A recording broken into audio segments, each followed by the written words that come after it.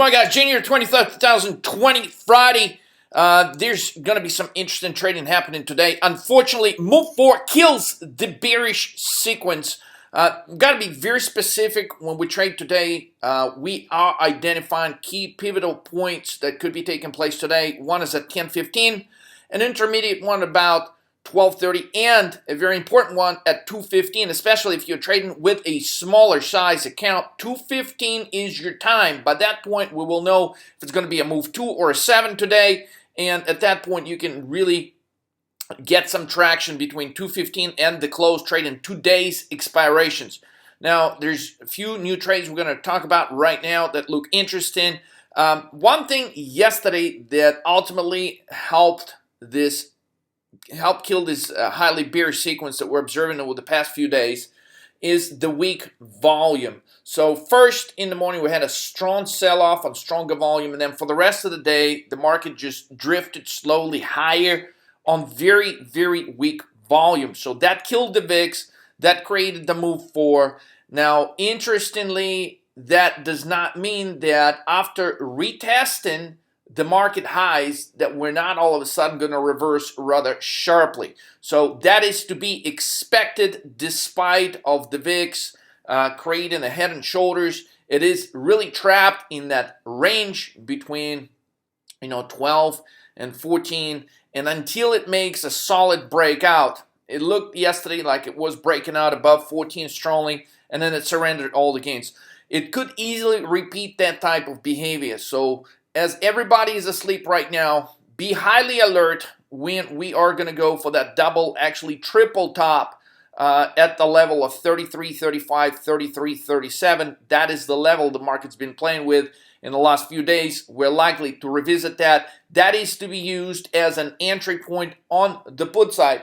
This weak volume is going to unravel into some strong volume to the downside. It could happen today, despite of how complacent the markets are actually looking so far. Pre-market, we're only about 5-6 points higher on S&P. Everything looks complacent. VIX is falling. But for some reason, they're not buying companies that are announcing good earnings, with the exception of Intel. Of course, Intel is the shiny star in the earning reports that hit the market last night after the market closed. Some other ones, however, ISRG, Skyworks, both great reports, but the stock actually got hit somewhat. As far as the calendar guys, we locked yesterday as a move 4. Interestingly, even though it is a bullish move, if we keep track of, take a closer look at the VIX here. VIX, despite of surrendering all the gains for the day, it did close at 12.95, which was higher than the prior close on the VIX in the previous day. So despite of VIX surrendering all gains, we are officially getting a 3 days higher on the VIX. So the probability of a reversal, we think the market could easily reverse going into the close. So that is why the time frame of 2:15 p.m. is critical for day trading today. I wouldn't trade the market open. I would wait till 10:15. The next point we're going to measure is about 12:30 and 2:15. So those are your 3 time frames, guys, if you're looking to day trade today's market. The variations of the moves today that could be taking place by 10:15, we are going to go for this reversal right here. So we initially could open, if we're opening pretty much about 4, 5, 6 points higher, we're going to be a few points off the high that we just described, the 33, 35, 33, 37 area. So the market could go slightly higher in the first half an hour of the trading session. We could go another, let's say, 5, 6 points higher, and we could start reversing. Now, this reversal today could be very confusing because in one way we can get a move 7 on, and the second move, clearly, if it's a real true reversal move, it's going to be a move 2.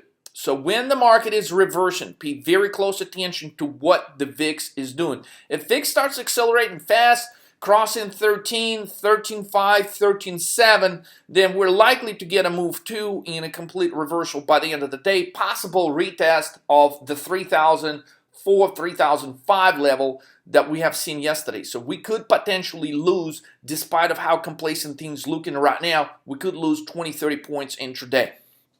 Now, If it is a move 7, it's going to look like this. This reversal is going to stop right here, and then we're going to crawl higher, just kind of like we did yesterday, pretty much through the rest of the day. Now, this is the crucial difference in importance.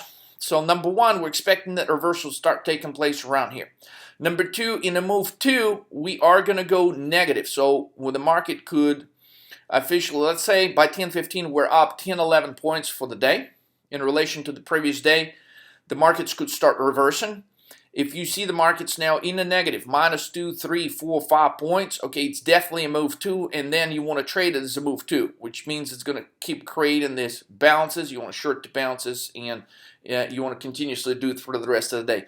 If by 11 o'clock this reversal does not turn negative into the negative territory, then you know it's a move 7, and then what you want to do is you actually want to start buying calls, because there's some behaviors that we witnessed yesterday, like in UNP, the stock drops. So for a brief moment, it's a profitable trade on the put side, and then they come in and buy the dip. By the way, the UNP trade is still a very interesting trade. And another quick note, before I forget, on AVGO, it is up on very low volume pre-market as a correlation type move in respect to the INTC, in respect to the Intel earnings. But the question is, it's hitting the same level where AVGO has traded about a month ago. And the question is, will that be enough volume for it to clear that level? And so that could actually represent a really great opportunity on the reversal side. So pay attention to that stock very closely today. If anything, we are looking to be doing maybe a 330 strike put on that one.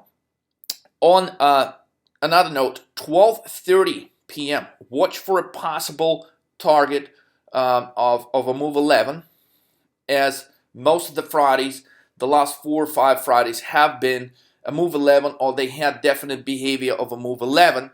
That's why we don't want to discount that. And based on what we observed, that move 11 typically tops between 12 and 1 p.m. So we're using the target time of 12:30, which could coincide with the highest point of the market today. So use that as your entry on the put side.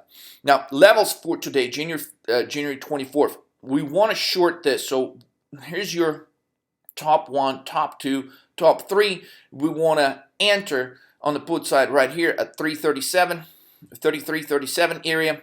And potentially, we want to start locking some profits. We're likely to hit 33.25, 33.20. So start taking some profits here. But don't take all the profits there, because there is a chance that by the end of the day, we could be revisiting that level where we set yesterday and conveniently bounced out of on very, very low volume. I mean, you can easily see, even on this chart, even though this is a 5-day chart, how when the market was dropping here, look at where the volume was. And then for the rest of the day, when the market was moving higher, the volume just kept dropping with a small spike right here. Okay, so overall, for the rest of the day, the volume was substantially lower, guys. So some of the key earnings, really like this trade right here, guys. ISRG puts on the bounce.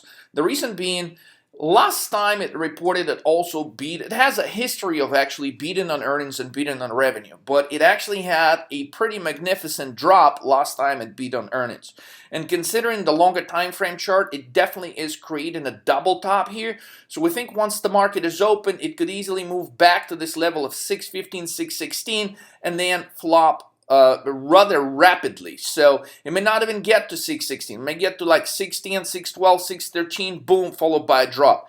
Here's how it looks on the longer time frame to make things clear.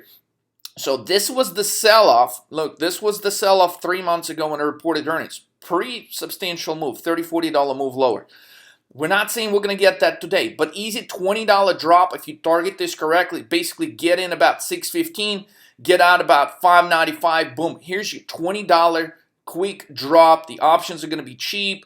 The volume diminishes once the stock was going higher yesterday. They actually were selling it despite of a couple of dollar move higher overall throughout the day.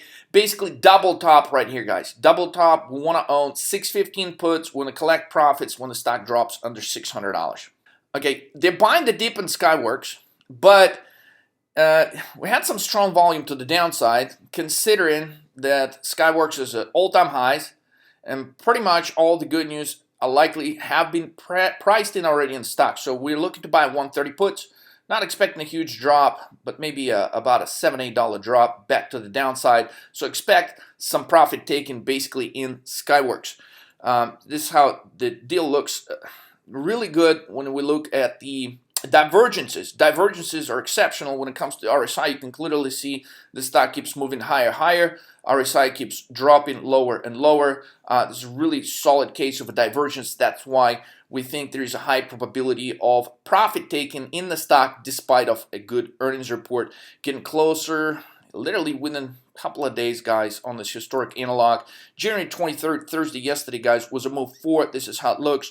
We try to set a low once, twice, 3 times, 4 times. Basically, this is a good characteristic of a move forward where it looks like the market just wants to drop further, but it stalls out and continues higher on tiny volume. Second day, 2-day sequence is 6-4. This is how it looks on the chart. 5-day sequence, guys, 7-5, 11, 6, 4. Overall, it's pretty easy to visualize this triple top formation right here. Unless we're going to get some substantial volume, the market is not going to break above that level today. Maybe briefly a point or two higher above that, but overall expect a reversal today. Therefore, by 10:15, we're targeting either move 7 or 2, but do pay close attention at 12:30 towards a move 11 formation, and we are expecting a sell-off into the close in a move 6 formation. So third day higher on the VIX, guys. Overall, despite of giving up all the gains, it is managing to close higher than the previous day. Conditions still highly resemble the environment around June 9th. Okay, it does fail to break above and hold that key 14 level. Let's see if it's going to actually try to re-attack that level one more time. But once it gets closer to that, pay very close attention, because that could be coinciding with your best time to actually collect profits on the put side once the VIX is at the 14. Key takeaways for today, guys. We got a huge earnings week ahead. Okay, we want to stay short BKNG. Specifically, we're expecting a sell-off on BKNG between 2 and 4 p.m. today. So ideal time to trade BKNG would be maybe about 2:15. Okay, buy BKNG puts for next week, because this story with the coronavirus is not over. We're likely to get some more substantial drops in the travel sector. Guys, be very careful trading. Guys, target your entries, target your exits very carefully today. Focus on trading the last 2 hours of the training session. With that said, make it an awesome trading day. Have a good weekend. I'll catch you on the next trade Monday.